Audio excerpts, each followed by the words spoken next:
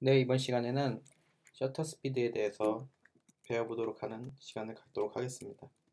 저번 시간에 저희가 감도에 대해서 제가 설명을 해드렸는데 아직 제가 설명을 해드려 놓고도 많이 부족한 점이 많은 것 같아요. 그래갖고 아직도 좀 설명이 더 필요하다고 생각하시거나 부족한 점은 언제든지 물어보시면 제가 블로그상에서나 리플을 뭐 통해서라도 제가 답변을 꼭 해드리도록 하겠습니다. 자, 다음에 이번 시간에 한번 제가 설명을 해드릴 거는 셔터 스피드예요. 이 셔터 스피드가 저는 오히려 아마추어 분들에게 정말 오히려 더 중요하다고 저는 생각해요.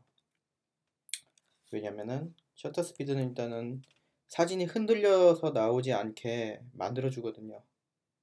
최대한 사진이 흔들리지 않게 한 기본 중에 기본이라고 좀 생각을 어떻게 하면 또 그렇게 기본이 될 수가 있거든요. 사진이 흔들려 나오지 않게.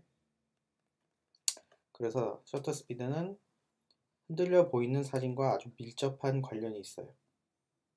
그리고 선회하고 명확한 사진과 관련이 깊죠. 쨍하고 선명한 사진의 기본은 일단은 흔들리지 않는 사진이어야 돼요. 보시면은 저도 블로그를 통해서 이렇게 제가 설명을 많이 드리는데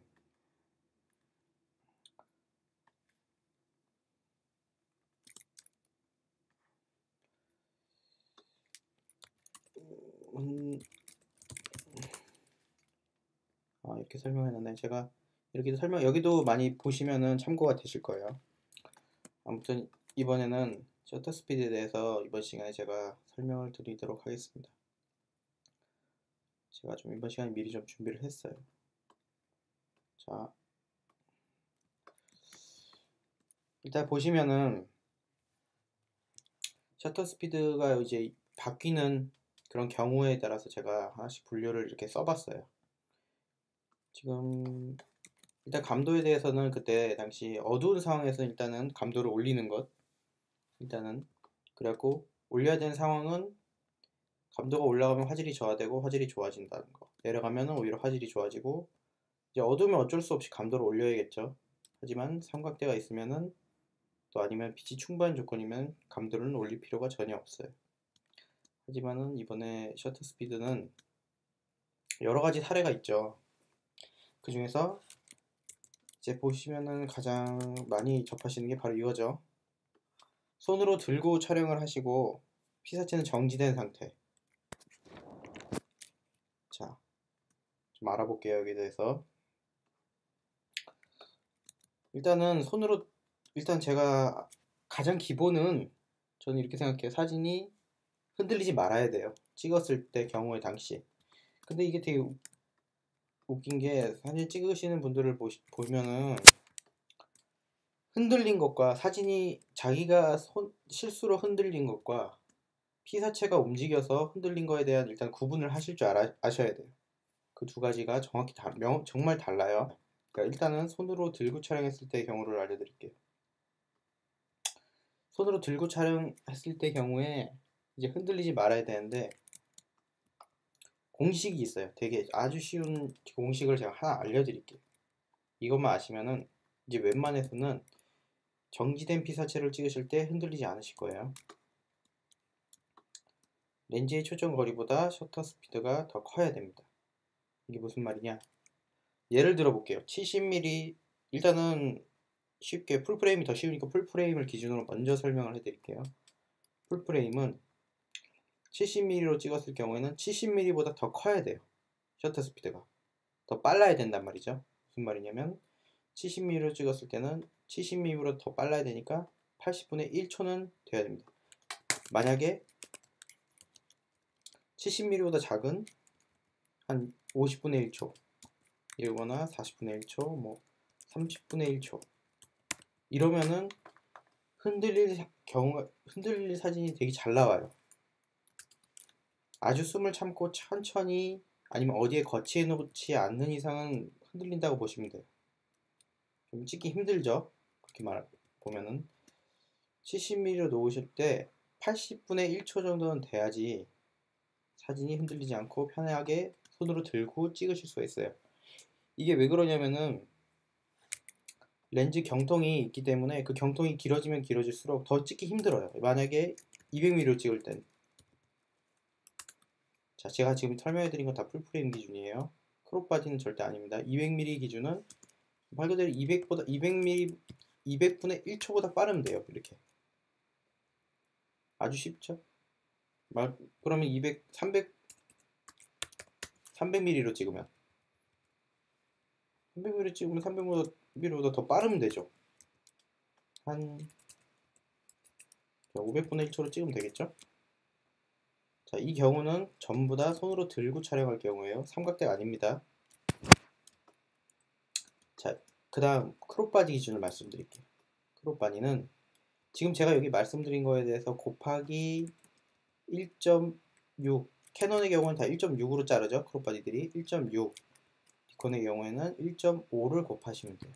그래서 만약 50mm 렌즈로 크롭 바디 50mm 렌즈 물려서 촬영할 때 흔들리지 않아야겠다 생각이 드시면 80분의 1초로 놓고 이상으로 놓으시고 촬영을 하시면은 흔들리지가 않아요. 자, 이렇게 1.6만 곱하시면 돼요. 1.5나 니콘의 경우는 둘 다 비슷비슷하니까 1.5를 그냥 곱하시면 돼요. 아주 쉬워요. 그러면은 예를 들어서 100mm 렌즈 많이 쓰는 우리 화각이 그래요. 한 185 렌즈니까 185 렌즈에 18 구간을 찍는다. 그럼 셔터 스피드가 그냥 딱 1.5 곱해갖고 40분의 1초만 나와도 흔들리지 않고 손으로 들고 찍으실 수가 있다는 거죠. 이것만 아시면 일단은 흔들리지 않고 찍으실 수가 있어요. 이 공식만 아시면은. 근데 좀 의문이 들 수가 있어요. 왜 이렇게 사진이 흔들리느냐. 자기는 정말 잡고 찍었는데 근데 사람은 숨을 쉬고 가만히 있어도 심장박동도 하고 어쩔 수 없이 움직임이 아주 조금씩 있기 때문에 사진이 미세하게 흔들릴 수가 있어요. 그래갖고 확대해 보면 이렇게 보이진 않지만 아주 크게 확대해 보면은 사진이 흔들린 게 보여요. 제가 블로그에다가 그거를 설명을 한번 했어요. 자, 여기 보시면은 제가 사진 이야기란에 보이시죠? 사진 이야기란에 항상 포토샵 기준 원본 100% 확인하기라는 란이 있어요. 보시면은 이 두 사진이 있죠. 언뜻 보기에는 그냥 잘 찍힌 것 같은데 100% 확대해 보면은 블러가 있어요. 지금 보이시죠? 저 밑에 사진이 선명하죠. 더 이거는 흔들린 사진이죠. 이거는 선명한 사진. 자, 이게 왜 그러냐면 이거는 모션 블러죠. 모델이 움직여서 나타난 상황이에요. 사진 찍는 사람이 셔터 스피드를 못 맞춰서 아닌 모델이 흔들려서 움직여서 나타난 상황이죠. 자, 항상 이렇게 100%로 보는 습관을 들여야 됩니다. 자, 일단은 그래갖고 손으로 들고 촬영할 때 정지된 피사체일 경우에는 풀프레임 기준으로는 그냥 그대로 그 화각 찍으시는 화각보다 셔터 스피드가 빠르면 돼요. 자, 이런 식으로 빠르면 됩니다. 그 다음에 크롭 바디를 쓰실 때 대부분이 크롭 바디를 많이 쓰실 텐데 자기가 쓰는 초점 그 거리에 곱하기 1.5 정도를 하시면은 이제 마음 놓고 흔들리지 않는 사진을 찍으실 수가 있어요. 정말 쉬운 공식이죠. 이것만 알아놓으면은 이제 정지된 사진은 마음 편히 찍으실 수가 있어요. 자, 그리고 제가 팁 하나를 알려드리자면 팁까지는 아니고 정말 흔들리지 않는 피사체를 뭐 빛이 충분해서 250분의 1초, 뭐 500분의 1초 이렇게 찍으면은 더 편하게 찍으실 수가 있어요. 더 편하게 찍는다는 말이 뭐냐면은 사진이 더 흔들릴 가능성이 더 줄어든다는 거죠. 흔들리지 않는 피사체를 500분의 1초로 찍으면은 정말 저는 한 손으로도 한 250분의 1초로 찍으면 한 손으로도 찍어요, 저는. 그러면 사진이 흔들리지가 않아요.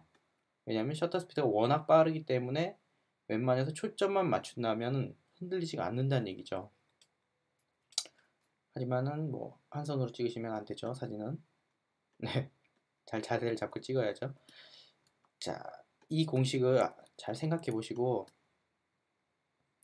자기가 가진 렌즈에다가 크롭 바디를 찍으시면 1.5 정도만 곱하시면은 자, 정지된 피사체는 흔들리지 않고 찍으실 수가 있다는 걸 아시게 될 거예요. 한번 찍어 보시면은 아시게 될 수 있어요.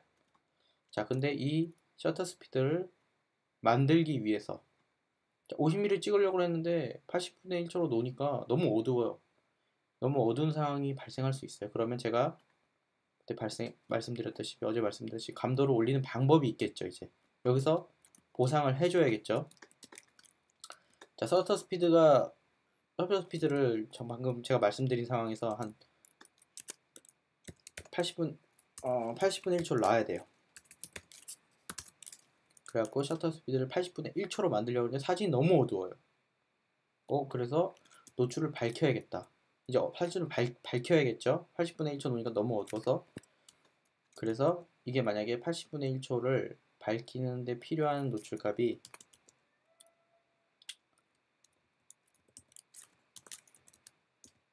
5라고 할게요. 5면은 이제 감도에서 보상을 해줘야겠죠. 자, 이 80분의 1초는 마지노선이에요. 흔들리지 않게 정확하게 찍을 수 있는 사진의 마지노선을 일단 정했어요. 이건 피사체가 움직이지 않는 사진에 대한 무슨 그냥 아주 쉽게 예를 들게 그냥 화분 하나를 찍는데 이제 화분은 움직이지 않으니까 80분의 1초 정도 생각하시고 그 다음에 이제 여기서 감도 그 화분을 찍는데 빛이 충분히 하지 않아서 사진을 밝게 만들어야겠다 이런 생각이 들어서 한 5스탑을 밝게 만들어야겠다 하면은 이제 감도에서 플러스 5를 주는 방법이 있죠.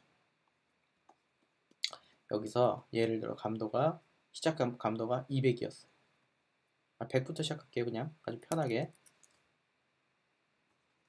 100이 화질이 제일 좋죠. 100이었는데 이제 여기서 5를 줘야 되니까 100에서 처음씩 늘려가는 거죠. 200 놓고 찍어보고 이것도 어두워. 그럼 400 가보시고 400도 어두워. 800 1600 이렇게 올려보시면서 찍으시는 거예요. 자, 아직은 제가 이 조리기에 대한 설명은 잘 안 해드렸으니까 자, 벌써 이 두 가지가 조율하는 거를 어느 정도 감을 잡으실 거예요. 두 가지가 조율이 이렇게 돼요.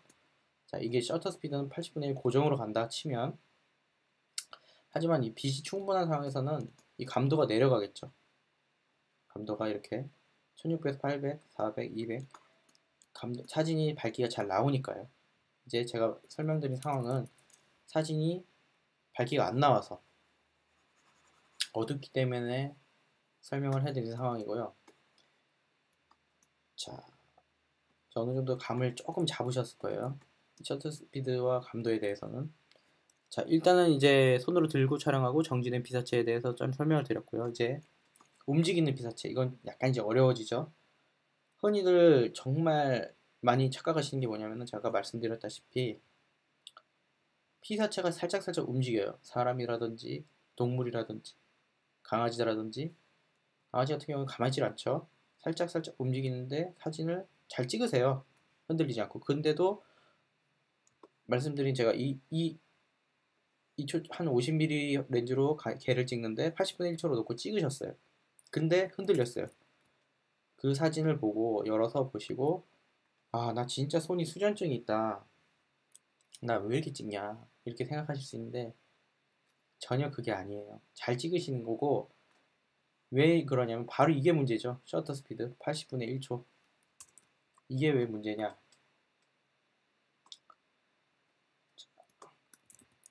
잠깐 치울게요 이걸.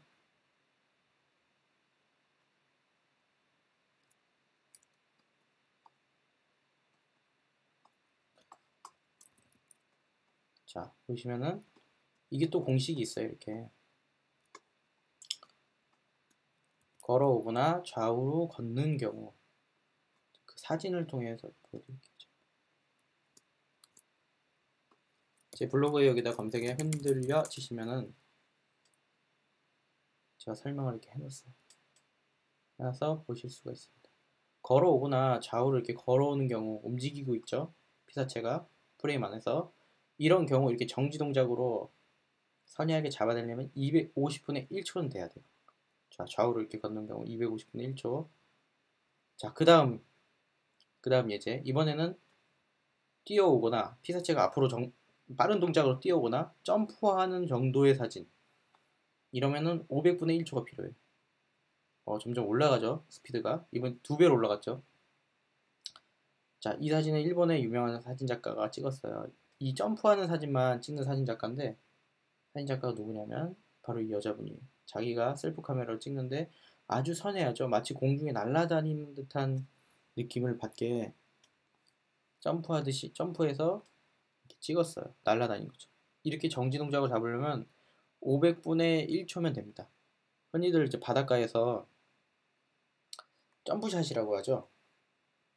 그 점프샷을 찍는데 500분의 1초면은 1000분의 1, 2000분의 1 안 나도 돼요. 바닷가에서 점프샷을 찍으려면 500분의 1이 필요하다고 생각하시면 돼요. 반대로 근데 250분의 1, 뭐 100분의 1, 뭐 이렇게 가면 어떻게 되겠어? 점프샷인데도 불구하고 피사체가 만약에 점프샷 이분을 예로 들면 여기가 블러가 먹어요. 확대를 지금 안 해봐서 모르는데 확대를 해보고 만약에 100분의 1로 찍고 이 사진을 100분의 1로 찍고 100%로 여기 이런 데를 확대해 보면은 흔들려요. 흔들려 보여요. 피사체가. 그 말은 즉슨 움직이는 듯한 느낌, 선회하지 못하다는 거죠. 사진이 이렇게 선명하지가 못하고. 자, 그 다음 제가 여기까지 말씀드렸죠. 그 다음 격렬한 스포츠 사진, 이 프레임을 꽉 채울 때. 자, 이건 제가 한번 인터넷 검색해 볼게요. 스포츠 사진. 자, 얘가 있죠. 정확한 이런 경우에는 정지 동작이죠. 보시면 이런 동작도 뛰어오니까 이 정도면 500분의 1이면 돼요. 하지만 자, 이 정도면은 프레임이 상당히 프레임 안에 피사체가 크게 들어오고 정지 동작 잡으려면은 이제 여기서 이제 500분의 1로 안 되죠. 한 1000분의 1, 1000분의 1 정도 가야죠.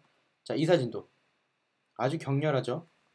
하지만 이 격렬한 동작을 완전 정지 동작으로 잡으려면은 1000분의 1 이상 되면 됩니다.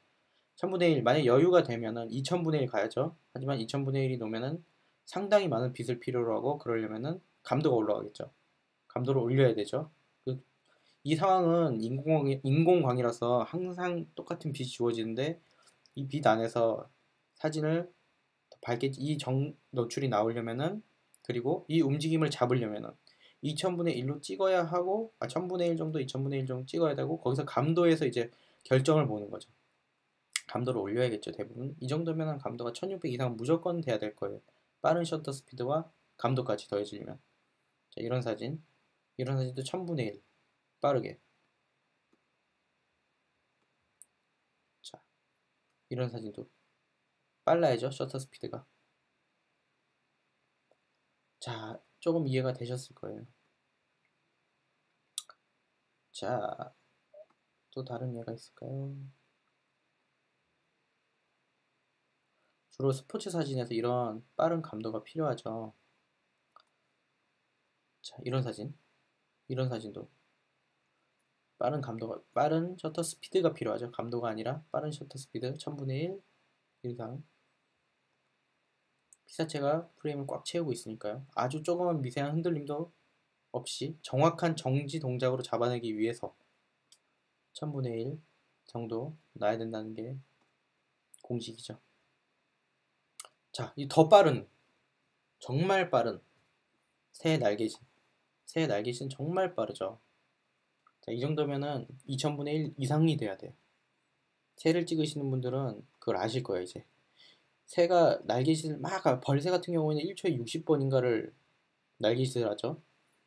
자, 그런 새가 아니어도 새가 그렇게 격렬하게 날개짓을 하는 게 프레임에 꽉 채운다면 더 빠르게 제가 나와야 된다고 여기서 얘기 드렸죠. 1000분의 1 이상. 이번에는 막 2000분의 1. 경우에 따라서 더 빨리도 놓을 수 있어요. 이게 제가 설명해드린 그냥 대략적인 공식이지만 찍으실 때 더 빠르게 놓고 찍으셔도 돼요. 자, 움직이는 피사체에 대해서 조금 이제 이해가 되셨을 거예요. 자, 예를 하나 들어볼게요. 집에서 개를 찍어요. 강아지가 주인을 향해 뛰어오고 있는 사진. 개보다는 그냥 아이가 엄마 아빠한테 뛰어오는 사진은 500분의 1은 돼야죠. 이래야지 완벽한 정지 동작으로 사진이 블러가 안 먹게, 피사체가 블러가 안 먹게, 흐릿하지 않게 잡아낼 수가 있죠. 500분의 1초는 실내에서 찍기는 상당히 높은 셔터 스피드예요. 500분의 1초는. 그래서 500분의 1초로 찍으실 때는, 실내에서 찍으실 때는 아마도 제가 어제 설명해 드렸듯이 감도를 좀 올려서 보상을 받거나, 나중에 설명드린 조리개를 줄여서 조리개 구경을 열어서 보상을 받아야 될 거예요. 이제 두 가지. 조리개 아직 설명 안 드렸는데, 아무튼 이 두 가지 중에 보상을 받아서 이 셔터 스피드를 메꿔야 된다는 얘기죠. 방금 아이를 찍을 때 말씀드린 500분의 1초 정도가 되려면. 자, 이해가 조금 되셨을 거라 생각합니다. 네, 그 다음에는 삼각대를 이용할 때 정말 제가 좋아하는 삼각대를 이용하는 경우에는 아주 편해요. 그리고 창조적인 사진을 만들어낼 수가 있어요. 자, 일단 무엇이냐? 일단은 이 손에 들고 촬영할 때랑 삼각대를 촬영할 때랑 좀 비교를 할게요. 손으로 들고 촬영하는 경우에는 일단은 이 사람의 움직임과 숨소리와 심장박동, 그런 것 때문에 제가 아까 말씀드렸다시피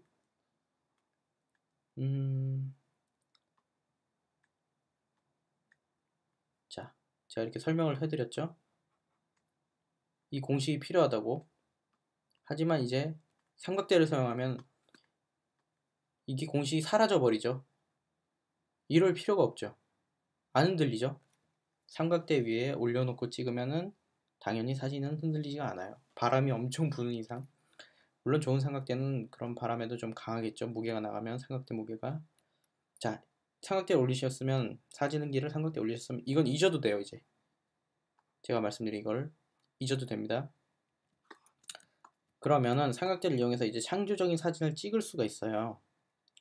피사체가 움직이는 흐름을 잡아내고 싶을 때나 물의 흐름, 그러니까 예를 들면 물의 흐름이나 움직이는 사람의 흐름, 차량 궤적, 이런 경우가 있어요. 사진을 좀 예를 들어 보여드릴게요. 물의 흐름, 예를 들어서 제가 찍은 이런 사진이죠. 자, 피사체는 정지되어 있는데 이게 실제로 보면 이렇지가 않죠. 물이 흐른 게 비단결 같이 마치 이렇게 연속되어, 마치 뭐랄까요, 이렇게 흘러내리는 게 연속되어서 잡아낼 수가 있어요. 이렇게. 자, 이건 셔터 스피드를 어떻게 하느냐? 셔터 스피드가 느리면 돼요. 삼각대 올려놓고, 어차피 이제 사진은 흔들리지 않으니까, 손으로 들고 찍지 않아서 흔들리지 않으니까 삼각대 올려놓고 셔터 스피드를 느리게 하면 됩니다. 느리게 하는 기준은 제가 이 사진을 찍을 때 한 8초 정도 놨던 것 같아요. 8분의 1초가 아니에요. 8초 정도 놓고, 한 5에서 8초 정도 놓고 이 물의 흐름을 잡아낼 수가 있어요. 왜 그러냐면은 8초를 넣으면서 8초 정도가 셔터가 계속 열려 있는 거예요. 열리면은 8초 동안 계속 그 정지된 동작을 잡아내고 있어요. 사진은. 그래서 이게 마치 하나의 사진으로 나와요. 실제로 이렇지 않죠. 물이 튀고 있죠. 막 탁탁탁 계속 움직이고 있죠. 애들이 이 선들이나 뭐 이런 하얀 부분, 이 물 부분은 다 움직이고 있죠. 실제로는. 하지만 셔터 스피드를 길게 만들면, 삼각대 올려놓고 길게 만들면 이렇게 사진을 찍으실 수가 있어요. 하지만 손으로 들고 찍으면은 이런 사진은 못 만든다고 생각을 하시면 됩니다. 다른 경우 하나 더 예를 들어 드릴게요. 자, 이런 경우 아주 쉽죠. 이거는 이제 궤적이죠. 차량 궤적. 마치 차량은 지나갔는데, 그 시간에 지나갔는데 사진으로 셔터 스피드를 길게, 이게 한 10초 정도로 길게 찍으시면 이렇게 차량의 불빛이 이동하고 있죠. 사진을 찍을 때. 하지만 셔터를 길게 해서 찍으면, 삼각대 올려놓고 길게 해서 찍으면은 이렇게 궤적이 생겨요. 창조적인 좀 사진이죠. 원래는 이런 게 없고 그냥 트럭, 버스나 차량이 지나가고 있지만 셔터 스피드를 길게 하면 이런 창조적인 사진을 찍으실 수가 있어요. 좀 더 예를 들어 드릴게요. 뭐 인터넷에 그냥 쉽게 궤적 사진 찍어도, 자, 이런 별궤적도, 별궤적은 셔터 스피드를 길게 하는 것보다는 여러 장을 합치는 경우가 많아요. 이런 경우가 좀 이해가 되겠네요. 이렇게 이런 궤적을 만드실 수가 있어요. 셔터 스피드를 길게 하면, 자, 이런 경우, 그죠? 셔터 스피드를 길게 하면 이거를 만드실 수가 있어요. 아주 쉽습니다. 가서 직접 찍어보시는 게 제일 낫죠. 그래도 한 셔터 스피드 한 8초, 5초 뭐 이렇게 하고 찍어. 자, 이 사진을 보시면 비행기가 이렇게 착륙하고 있어요. 불빛을 내뿜으면서. 하지만 비행기가 없죠. 비행기는 움직이고 있는데, 움직이면 긴 롱셔터로 잡으면 사진이, 비행기가 안 보여요. 하지만 이렇게 불빛이 보이실 수가 있어요. 긴 셔터 스피드를 이용한 창조적인 사진이죠. 이런 게 다. 자, 아까 제가 물줄기도 보여드렸는데, 뭐 물줄기 사진 더 찾아보면은 아주 많죠. 뭐 그런 것도 창조적으로 찍기 위해서. 반포대교. 자, 이런,